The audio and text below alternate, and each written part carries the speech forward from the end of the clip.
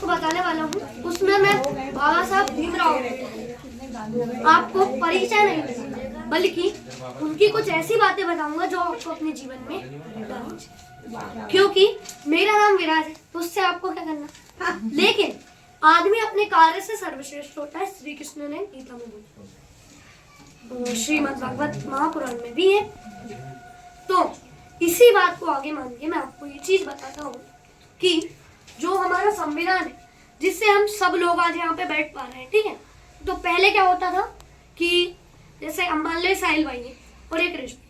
अब कृष भाई मान लो ऊंची जाति के है, साहिल भाई नीचे जाति के है, तो ये साहिल भाई नीचे बैठेंगे और ये कृष भाई यहाँ बैठेंगे, और कई जगह पे तो बैठने नहीं दिया जाता। फॉर एग्जाम्पल यहाँ पे अब ऐसा नहीं, अब यहाँ पे सब, इंडिया एक डेमोक्रेटिक कंट्री है, उसी हिसाब से यहाँ पे सब इक्वल।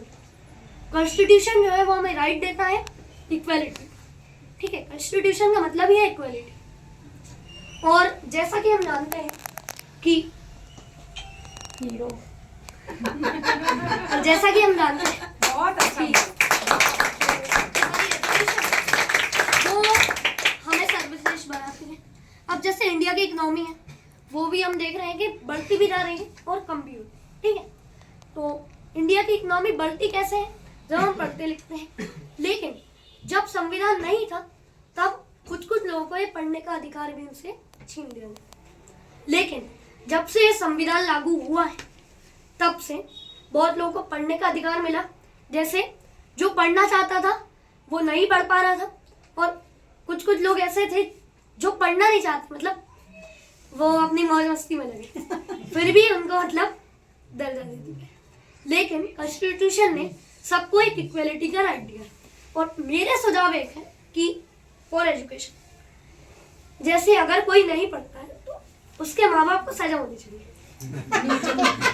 क्योंकि कॉन्स्टिट्यूशन जिसने रचा उसने एक चीज दिमाग ला के सोची, बाबा साहब भीमराव अम्बेडकर, कि मैं कॉन्स्टिट्यूशन रचा, ठीक, उससे दूसरों को इफेक्ट पड़ना चाहिए, तो हमें उस पर इफेक्ट भी हुआ, ठीक है। बहुत सारे लोग एजुकेशन से आगे बढ़े और आज IAS IIT और कई अफसरों पे वो कई पदों पर, ठीक है, कई पदों पे वो पहुंच गए, बड़े बड़े अफसर बन गए, जिसके कारण इंडिया की इकोनॉमी बूस्ट हुई।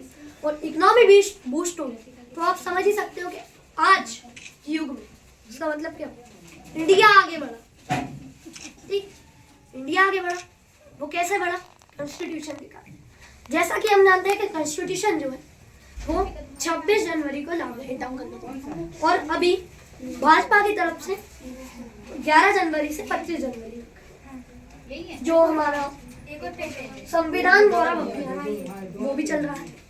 तो इसी उपलक्ष्य में मैं आज आपको एक चीज बताने चाह रहा था, और जो कि मैंने अपनी वाणी को